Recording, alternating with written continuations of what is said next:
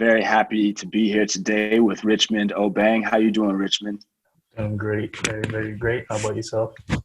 I'm doing very well. I'm doing very well. It's wonderful to connect with you. For those of you guys that don't know, Rich is our editor for the Table Talk series. So that's a blessing, and it's all kind of family in here, and that's what we always want to bring out to the community. So, Rich, what else do you do besides edit? Well, mainly I'm a director, so both so scripted, non-scripted, commercials as well, branding content. So sort of run the gamut a little bit in terms of directing as well as producing, and then editing. Those three things for sure. And I write as well too, but those three things: producing, directing, and editing for sure. Right. So many of us in this game, and especially in this day and age, we have to be, I always just I'm multi-hyphenate, that's what I go with, because there's so many different aspects, or sometimes I just go with filmmaker, you know what I mean? Where it's easiest to just go with that. You're just what do you want? You need something written, directed, I'll edit it, but what do you love doing the most? Is it just really your goal is to just be able to just direct and not have to do anything else, or? Directing is definitely the goal. I also love the post work too. I started in post, so I started edited before I went on set. So I think my time in post really sort of informs what I do on set. Because then when you're on set, okay, I know this can work together. I can sort of piece it together in my head, whether I'm editing myself or not. So I can sort of piece things together, especially when you're in those moments when you don't, you can't get everything. So now you got to get the ones that actually work. So now you have to really be decisive. So that sort you're of editing background. Yeah, you're editing on set in your head, knowing what's going to happen. Yeah, I definitely know for myself and other folks that I've spoken with that having an understanding of editing while you're in the shooting process can be extremely advantageous, of course. So what kind of work do you do? What are your stories that you like to tell, and what's sort of important to you as a filmmaker, of various kinds? Yeah, I'm really moved by sort of interesting characters. No specific type of story, but just interesting characters, people that I can sort of look at their story and just be I want to learn more about you. I want to learn more about sort of your journey. I want to learn more about what makes you tick.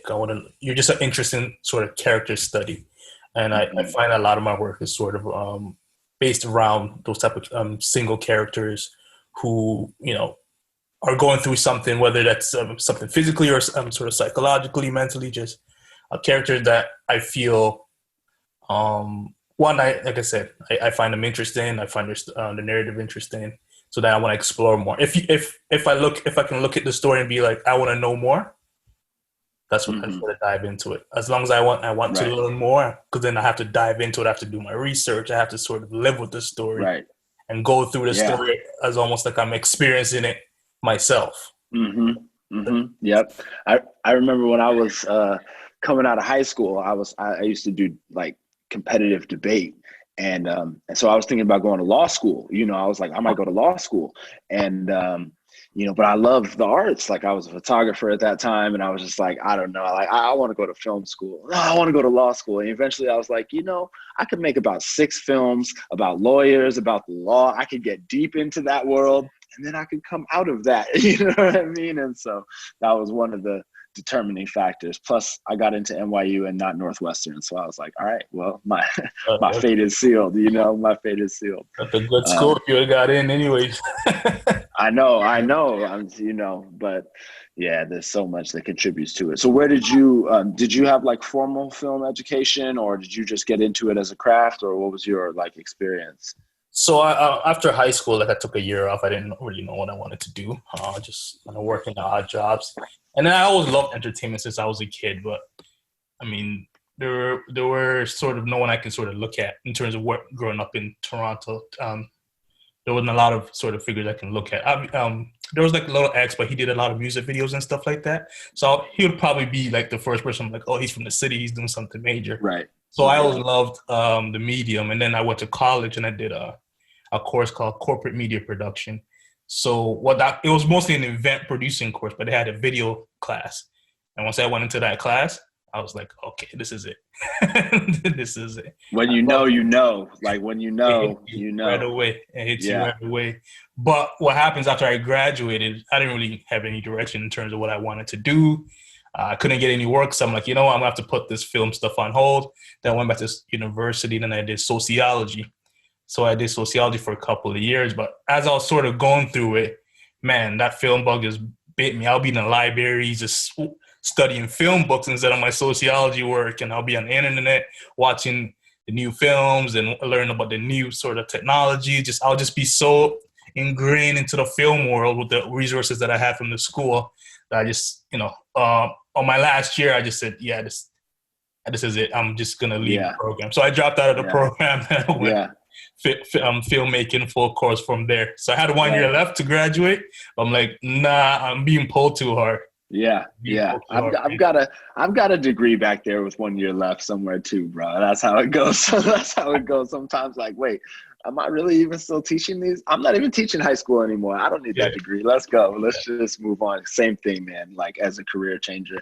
I mean, I went to film school, then I taught film in high school, and then I was like, wait, I want to make films. I don't want to teach films. You know what I mean? So, which is not totally true. Of course, I mean, even from this series, you can see I love the process of teaching and learning and exploring. So you grew up in Toronto then? Yeah. So I was born in Ghana, and I left Ghana when I was like 9 years old. And then I just went to Toronto and I just grew up in Toronto ever since. Right. So 9 years, like you have a lot of childhood memories of being in Ghana still? Yeah, I do. And what's funny, I went back for the first time in 2019. So I left in 96 and I went back for the first time in 2019. Wow. During the year of the return. So it was my own little return, right? Right. And it's funny, as soon as I got off the plane out of Atlanta, I was like, oh, I'm from here. Like, right. For the first time, like I used to run around in these areas. I grew up in an area called Tabora. That's in Accra. That's a little neighborhood in Accra. I don't think I know Tabora. Where is it in Accra? Because, I spent some time in Accra too. I went to Legon. And what part of Accra is Tabora in? It'd be hard for me to sort of. Oh, you can't even remember? No, it's a small, it's a little neighborhood area there. I know. But anyone that's from Ghana will probably know. From Accra, if you're from Accra, you know Tabora. But I used to spend a lot of time in Koforidua as well. I was actually born in Koforidua. But then when I left as a baby, then we just living in Accra all around. But yeah, I do remember sort of a lot. And what's funny is my sort of my art experience sort of started there in kindergarten. I think I remember before film, I wanted to be an actor. So in kindergarten, it was like some school play. I played Jesus Christ and killing people and saving people. And I was like, my first artistic thing was acting, playing Jesus. Right. In my elementary. Yeah, my first, I got a taste. My pops was an actor in like just small community theater, but he had that love for it. So that was always in our house, and performing. But my same thing was I played Santa Claus in kindergarten, like in the night before Christmas, so same thing where you're just like, okay, let me get that one role. You get a taste of it. That's how it goes. So what was that like? What was that like going back in 2019? Like the year of return was big. I mean, for this Table Talk series and what we're talking about, the relationship between Black Americans and Africa and Black Canadians, all of us in the diaspora, mixed with what's coming off the continent and the amount of art and how social media has really opened up West Africa, Ghana especially, what was that like for you to kind of be going back? Was it emotional? Did you have an emotional response, or did you have like the sort of prideful, like you said, this is my home, and how long did you stay out there for? Like, I was out there for, I didn't stay as long as I wanted. I was out there for about 9 days. Because before Ghana, I was just coming from Dubai at the time. So I went straight from Dubai to Ghana. When I just got there, it just hits you. You're just like, there's this sort of connection that is hard to describe. It's like when the sun hits you, it's like, oh, the sun feels different. But it feels good. in a different way. Even though it's hot, it feels more natural in a weird way. Yeah. Right? It doesn't feel like radiation; it just feels like sun. Right. So that's the first thing I remember when I got. I'm like, it's hot as hell here, but the sun feels right with my skin. Right. So, and then just sort of driving through, I'm just like, oh man, I used to be around here like that. I used to be that kid. I used to be, this kid. Yeah. I used to be sort of running around here. So it was emotional in some sense, but also gave me a sense of pride, and also it got me thinking like, oh no, this has to be more part of my sort of experience rather than it having these large gaps of times where I'm gone away from him. Like, no, this has to be part of my overall experience almost yearly, just to really connect with it, because I still have some reconnecting to do with it. Because I left it was so long ago. Of course. I was there. And I do remember some things, but obviously they're a little vague here and there. And, luckily I still speak the language, so I can still maneuver through the country. And I can, obviously they laugh at parts of how I speak it because it's not as clear. Sure. Is that Twi? Your family speak Twi? I speak. Akan people. Yeah. My mom is a Crep and my dad is Kwo. So Eastern region. Yeah. So it felt, I think it was more spiritual than anything. Once you just land there, you're like, oh, this is a connection that you have to explore more. This is a connection that you have to sort of harbor and put time into. Yeah, it's there for you, and also it was just great to see the country has come so far. Everything like you said, like with everything that social media is doing for allowing people to be able to sort of paint their own images and tell their own stories. It's beautiful. That's been amazing. It gives you a lot of sense of pride, right? Right. And I still have a lot sort of to learn as I sort of go through phase of reconnecting with it, but it was just amazing. Ghana's a great time. People are just friendly. Like you're always full because people are always stuffing your face. That's wonderful. Yeah, and you have family there still, like some blood family that you connected with, right? Yeah, I still have family. Most of my family is there. It's just my parents and my sisters that are up in Canada. Right. So uncles, cousins, like all that. Yeah, they're all back there. That's great. And how was it in Toronto? Like, is there like your parents? They're obviously immigrants. You're also an immigrant since you weren't born. On that side, like, is there a Ghanaian community or West African community? I mean, Toronto's like a very international city, so I always love that. I know there's like tons of Ethiopians up there. So is there like a nice, strong Ghanaian population, or if there is or isn't, were you connected in with that? Yeah, there's a big Ghanaian population here. A lot of Ghanaians start coming down through like the 80s and the 90s especially.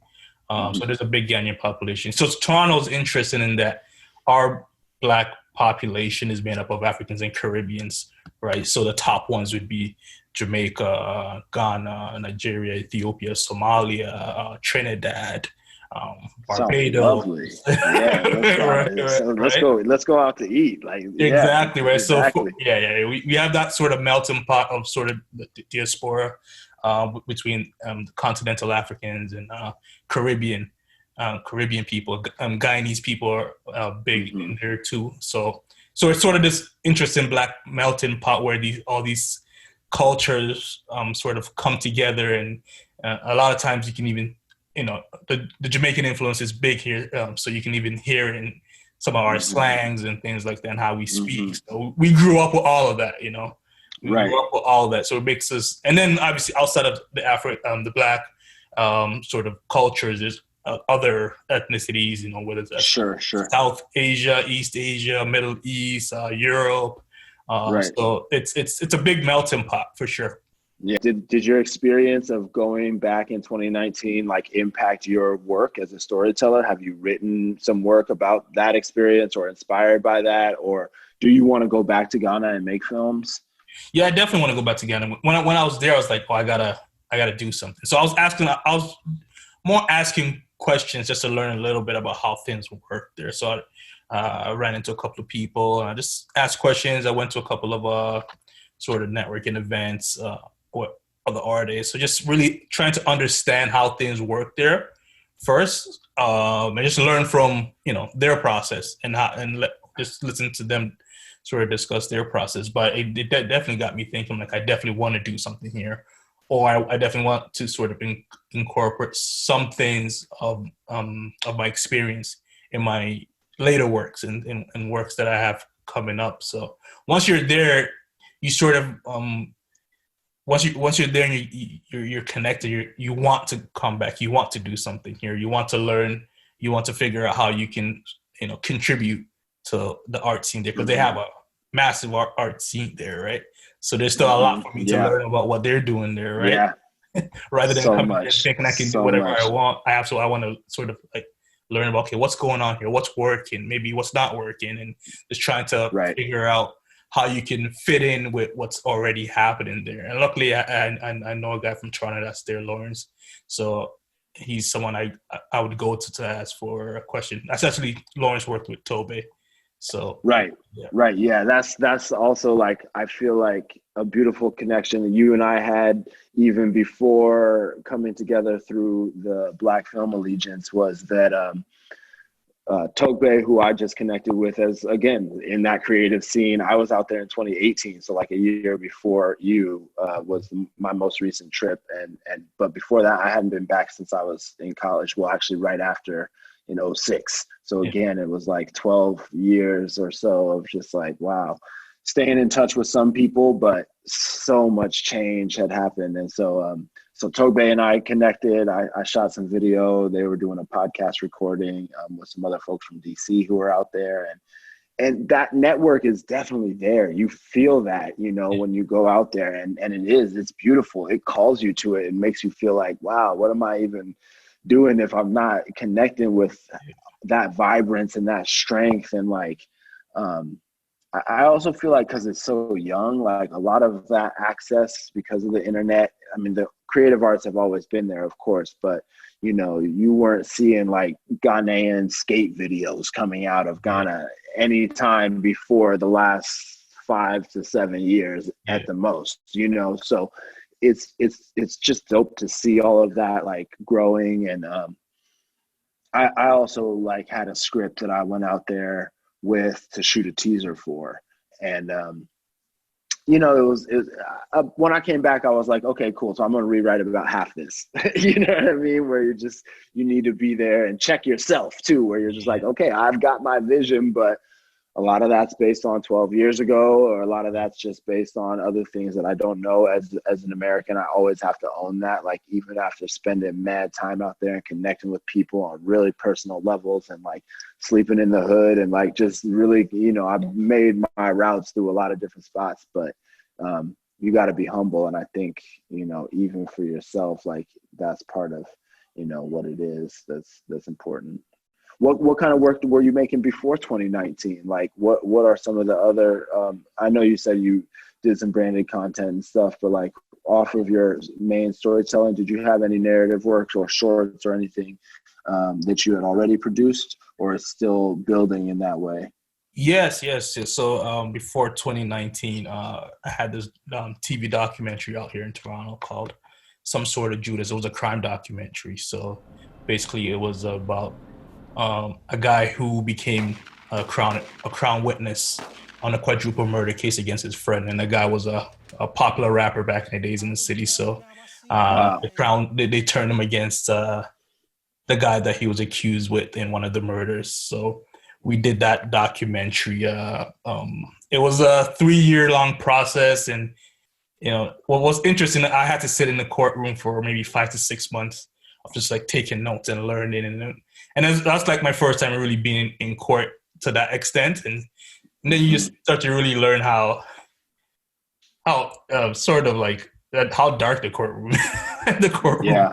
The justice sort of scene is, because I also had to spend time with the homicide detective, and he's like the lead homicide detective in the city, just really understanding how cases are broken and how investigations are done. And so you when you're doing crime cases, you really sort of become part of the story, right? So it does weigh on you sort of heavily psychologically, right? Because now you're connected to the victim's parents, you're connected to the police and the system, so they're watching you, making sure you're being on your P's and Q's, not to reveal certain things.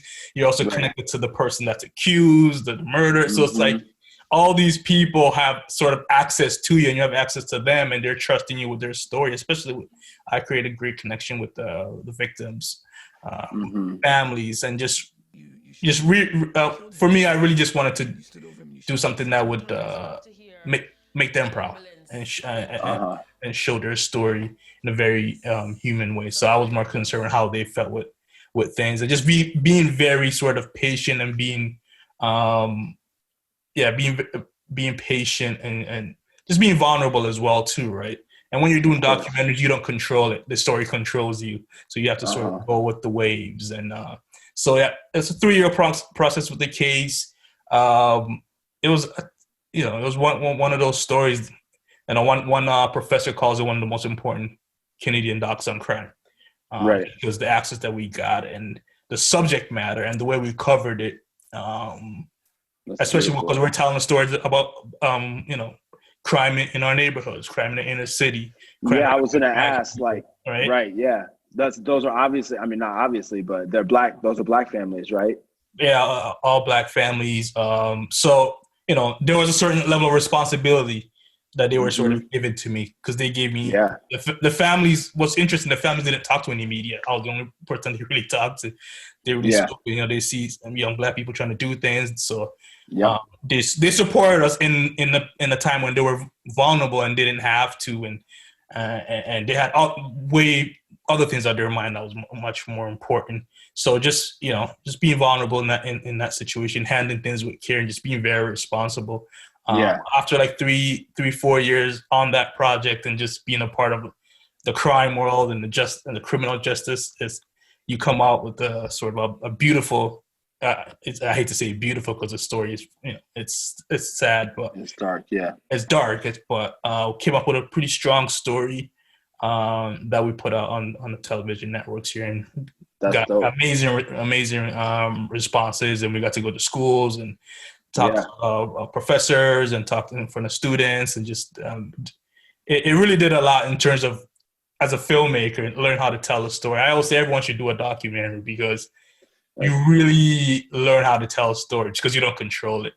Right. No, that's actually real cool, Rich, because we have one other person that's a doc producer and director, my wife, Rolake, who's going to come and do a series with us, a table talk on the series with us. But besides that, we haven't really talked to that many nonfiction storytellers in this particular series. And my background is also in documentary, because I knew how to do it. Like, I just knew how to make those films coming out of film school. And people need those stories told, and they come to you, and that becomes a process. Of course, as a freelancer, you can't always just whip up your own narrative film or anyone else's and just sort of move in that way. And so in some ways, I feel like documentary was like the easiest space for me to get into, but really the hardest when you really talk about the true essence of filmmaking and storytelling. I mean, there's something special, and it really sharpens you, right? It really sharpens you, because you don't get to set up, and you don't get the time that you want. You may go in to do. I'll give you a perfect example. We flew down to interview the witness, the Crown witness, the informant of the case. And he was at a halfway house, and he had, we had sort of scheduled everything. We had the goal. At least we thought we had the goal. And as soon as we got there, the security of the halfway house shut us down, called the police, got him arrested because he's bringing danger to So it was like, we went there. The network was like so he was like the blue chip character in the story. So the network sort of like greenlit us based on getting that interview. Of course. And we went there, and boom, he gets arrested because he wasn't supposed to do that. And now we're shut down, and now we got to be on a call with the network trying to explain to them, we just kind of lost our key our key character. Witness, but exactly. Yeah, he's a witness and he's a character in that moment. So we just and that's who, a lot of the green light was based around getting that kind of subject. So it's trying to explain that to the network, and this was like our first major thing, and then sort of coming back home just feeling like, okay, yeah, they're going to cancel us. They're going to Right. cancel us. But luckily, I was able to sort of reignite that relationship. Obviously, he was mad as hell because he had to go back to jail, but reignite that relationship and just work on it to get it back to where you wouldn't get canceled. So it's great in documentary. So it's like, not only do you learn how to tell stories from like just like a narrative, technical thing, but you also have to learn how to handle people. And handling real people is a lot different than handling actors, because real people have real lives. Things can happen like that, and then they're gone, and then your whole story is crashed down. Yeah. And also they're, like you were talking about, just like vulnerability, you know what I mean? Like these people are really sharing with you something that's important to them, and they always care how they're going to be like portrayed. Like they always care how they're going to be portrayed, either actually on camera in that moment, or, you know, over the longevity of the thing, you know, how am I going to look? How am I going to be portrayed? So, yeah, the documentary aspect. Let me ask you about that though, like about approaching sort of people. Like, how do you do that in terms of, you know, it's sometimes you're like, oh, well, I think this story is important. There must be a million other people that are trying to get this same access. They're the same person. And, you know, you said that these families hadn't really talked to anyone else, but they talk to you. And especially like as a Black filmmaker, have you, because I've had that experience where you can tell that people are opening up to you because they trust you, and they trust you because you're Black, basically, you know, and you know, I'm sure many people have been burned because of that too. But I think there's something that happens in that sort of trust when they see the, like you said, young brothers trying to do their thing, or they look like their sons. You know, how was that experience of like actually approaching them and getting them to agree to let you guys have that kind of intimate access?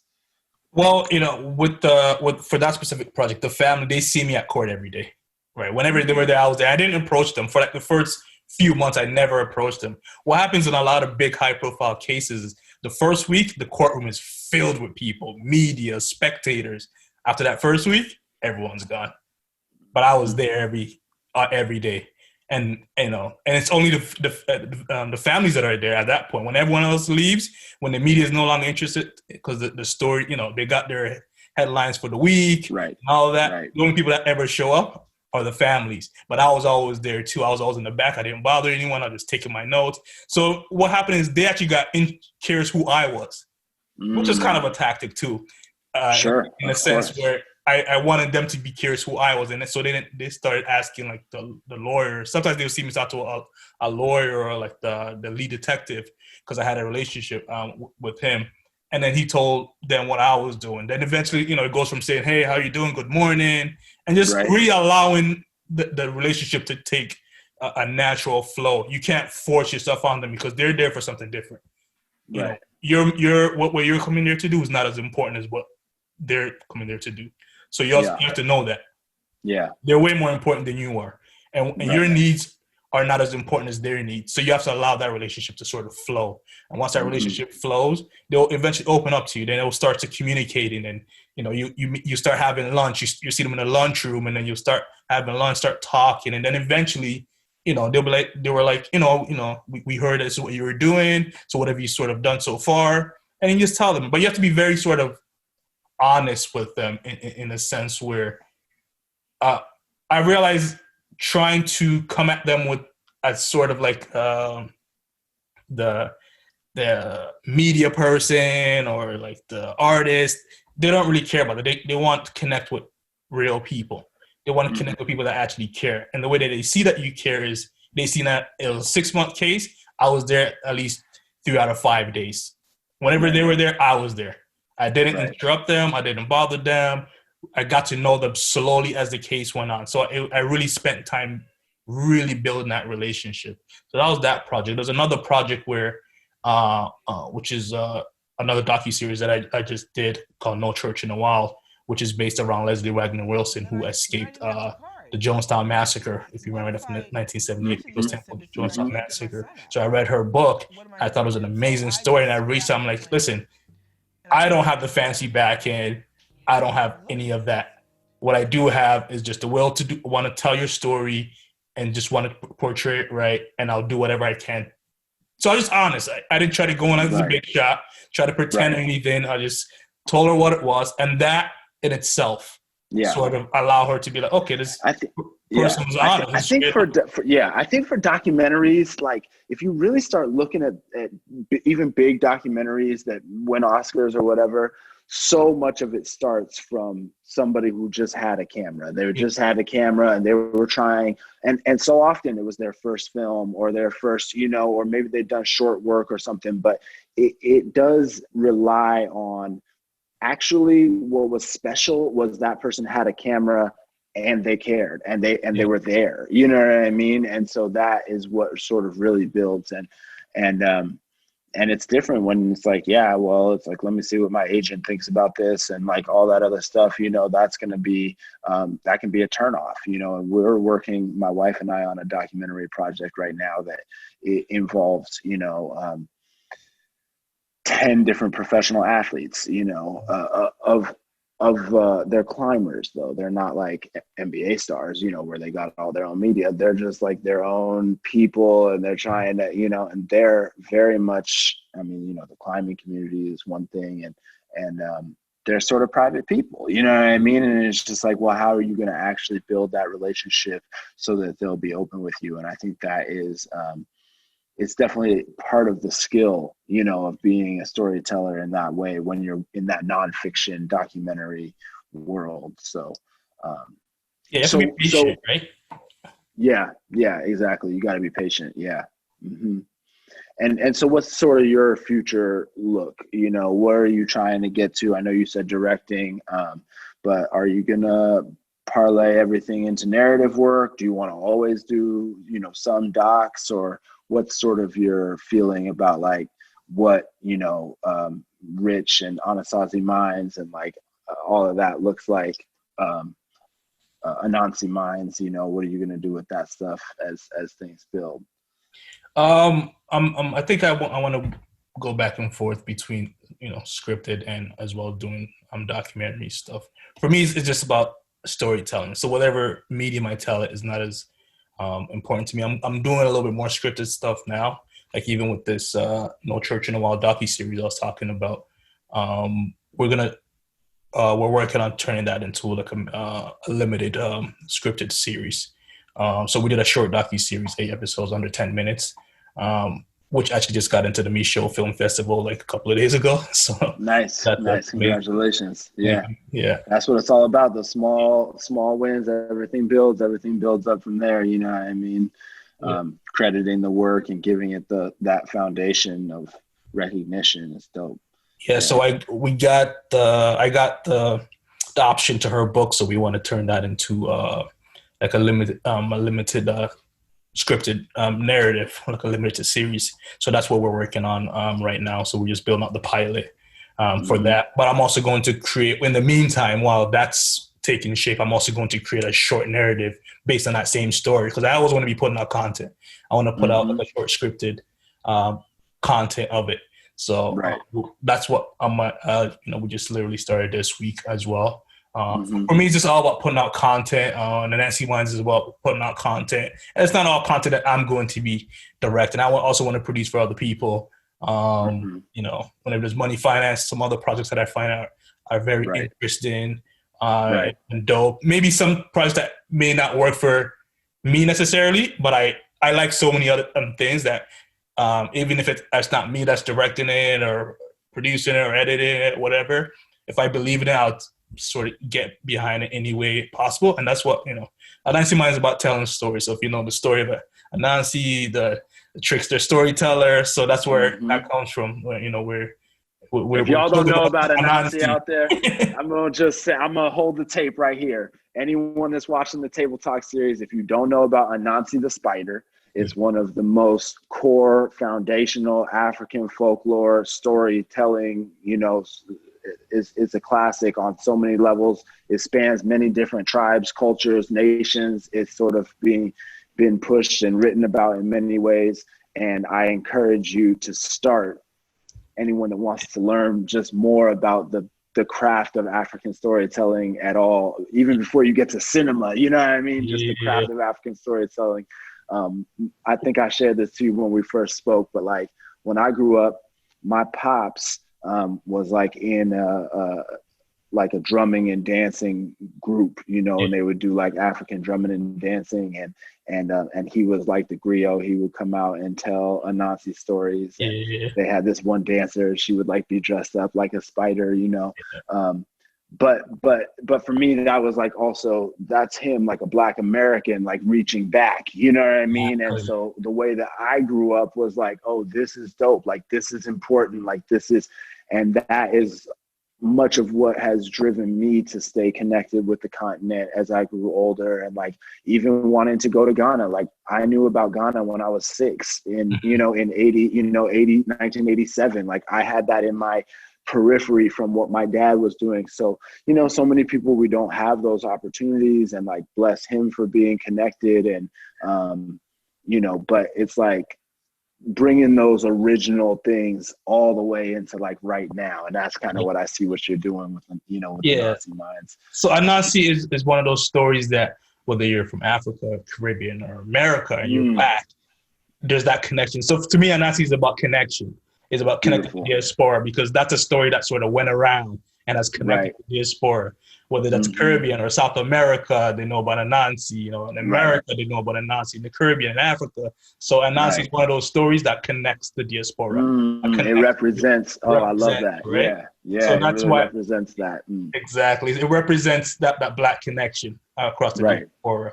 From the motherland to all the way around the globe. Right. Because so people do know that story. Like, they know that story like all over the place. Yeah, that's dope. So that's sort of why I sort of went with that. And then from that, it just got me thinking about other things too. And, and I will share with you growing up, the story of Madam High Hill. And that came from Anansi. And I was starting to think, I'm like, that's a story I always wanted to sort of explore in my own way, and sort of create my own little narrative around. But I always want to think of, when I thought about sort of creating a story that pulled from my experience, I went to what had the most sort of profound effect on me as a kid. I mean, that story used to scare the living hell out of me when I was a child. Madam High Heels. Yes. Madam High Heels.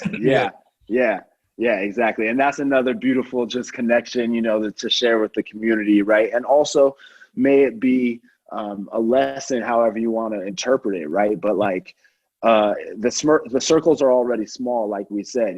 We have a mutual friend in Ghana, even though neither of us had been back there before, 2018, 19 for like over a decade, right? But in that time that we were both going back there, connecting with the community, and at the same time, through our own different connections, I had heard about Madam High Heels my first time being there. Then Totga and I started talking about it.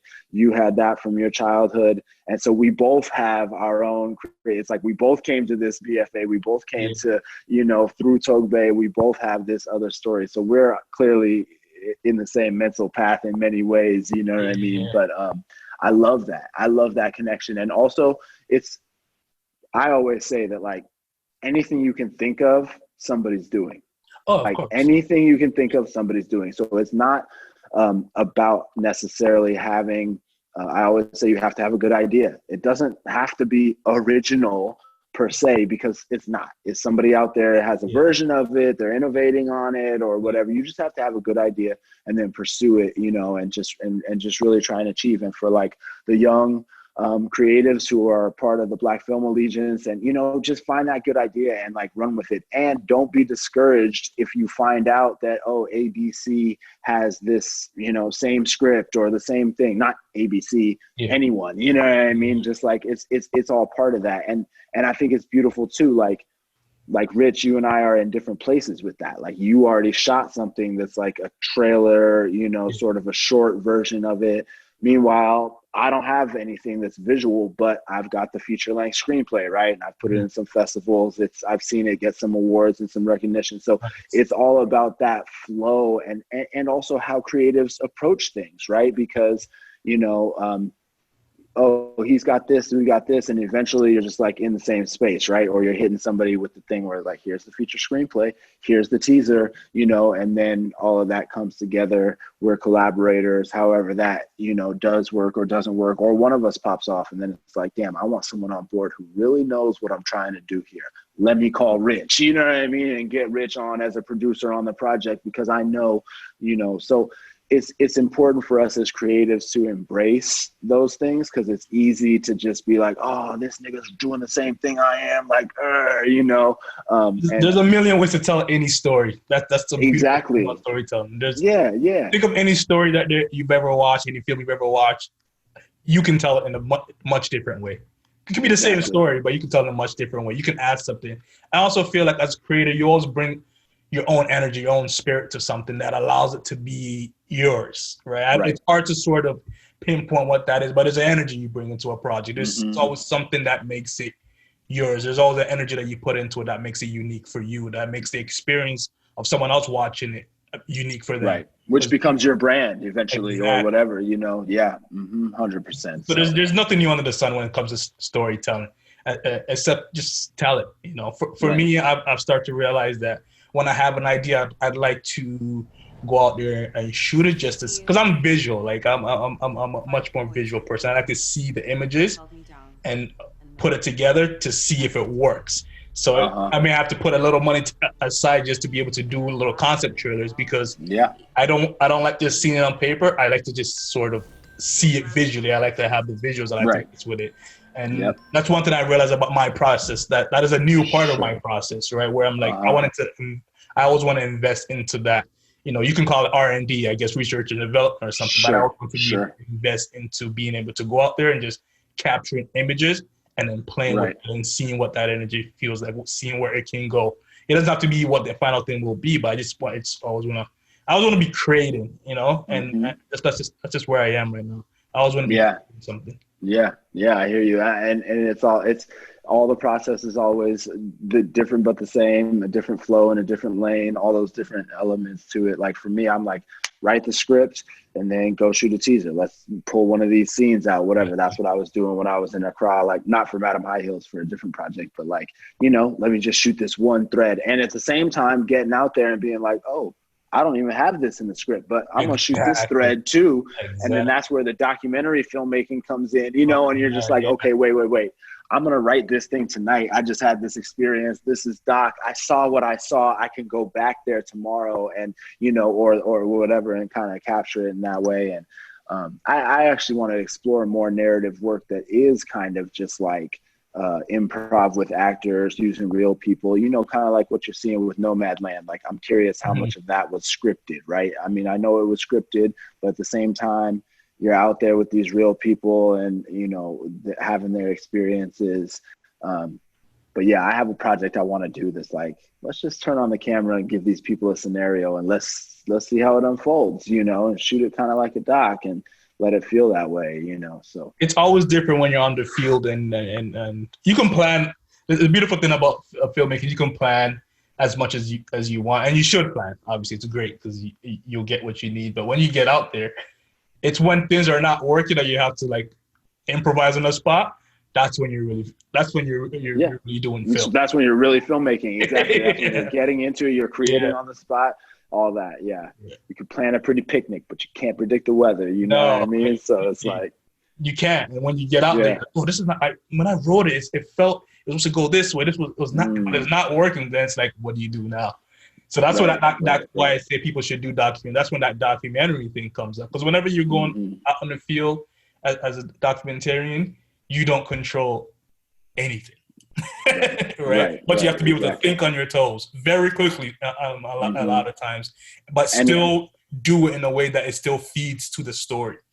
Right. So it really sharpens your mind. So even if you don't want to do documentaries as a career, but just do it as a practice, as a tool, as training, and it does inform your narrative work too. But it's still storytelling. You're still scripting in some senses, whether you're scripting in post, or you're scripting on sort of on set. You're changing, you're pivoting. Exactly. It's still writing. You're still writing, essentially. And creating. Yeah, exactly. I mean, I don't think any of like my first like 3 documentaries like ever had one close up in it. You know, I mean, I like close up of people's faces, but like B-roll close ups of like texture and like things happening and around, you know, I was like just so focused on the story and the characters and all that, that you forget like, oh, and how can I make people feel that, you know, or help them to kind of connect. And that, like you said, this is all visual. Everything we're doing is visual. You can have 1,000 words in a book and you have not one movie, you know. I mean, it's like it's like the whole visual part of it. So cool, man. Well, let's get out of here, but leave us off with like, what is your favorite film that you've seen, or one of your favorite films in the last like 2-3 months or last year or whatever, just something that's sort of been sticking with you, doc, narrative, series, anything that's just sort of been like, oh man, I'm so glad that got made in the last, let's say since the pandemic started, let's just say, like, because everybody had their pandemic screening and viewing experiences. Like, what's something that you watched in the last year, rewatched, or anything that you're just like, yeah, that's a classic? It's the one night in Miami. Yeah. I really like that one. Yeah, I really liked it in terms of a very dialogue-heavy film.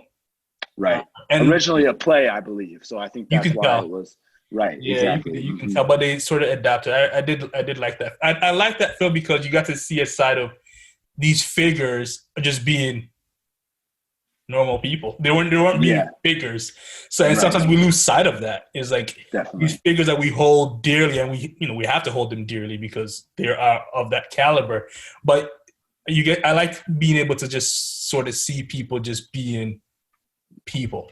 And we never really get to see too much of that when we talk about our figures. A lot of times when we're doing like biopics and stuff, like we always want to hit all the monumental moments and these things, but we never give a chance for them to just see them be as because they're Malcolm X is not Malcolm X 24/7. There's moments that with his children or with his wife or with his friends where he doesn't have all the answers, where he is confused, and there is this sort of so I like it from a film standpoint. I like being able to sort of see character, allow actors to just breathe and just sort of watch them experience the world as sort of humans rather than just these monumental figures. So I did like that film. Yeah, it's a good one, and I always just want to shout out like the journey of Regina King. I mean, her arc is one that every creative can aspire to. I think her career is like so. The longevity of that and the cast was phenomenal. So may we all be blessed, with that much success and creative and beautiful work ahead of us. And thanks for being here, sharing some of your creative work with us this evening, Rich. It was great talking to you. Thanks for having me here.